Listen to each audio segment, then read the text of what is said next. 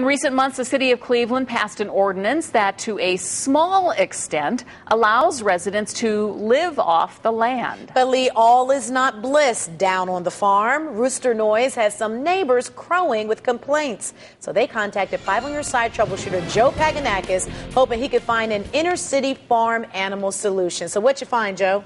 Well, Danita, Lee, I didn't know this, but in the city of Cleveland, it's now perfectly legal to have up to 6 chickens and 2 beehives on your property. However, if you own roosters, it could earn you a serious fine.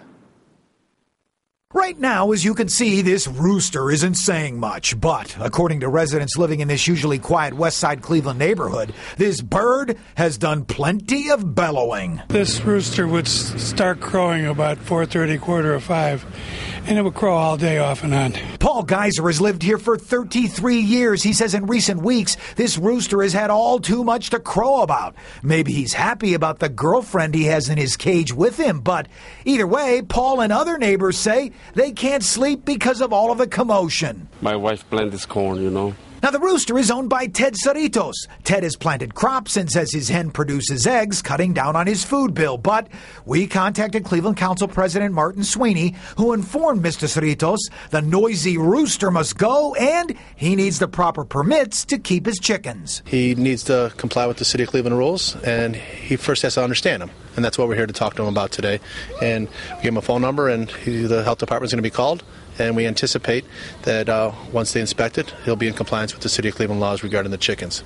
So we want to make sure that they're cleaning up after the chickens. They're not a nuisance. They're not escaping. So it's being monitored, but so far it's not been an issue, and it's moving the city in a progressive direction. Minutes later, I gave neighbors the good news. I'm happy to inform you that he's now been ordered to have the rooster removed from his property. Thank you very much. I appreciate your input. So far, nearly 100 Cleveland residents have applied and obtained permits to have chickens and beehives on their property. Councilman Joe Simperman wants to take it a step further. He'll be introducing legislation this coming fall that would expand the number and type of animals that you can have on your property. Simperman says that Cleveland is already number 2 in the nation when it comes to urban agriculture.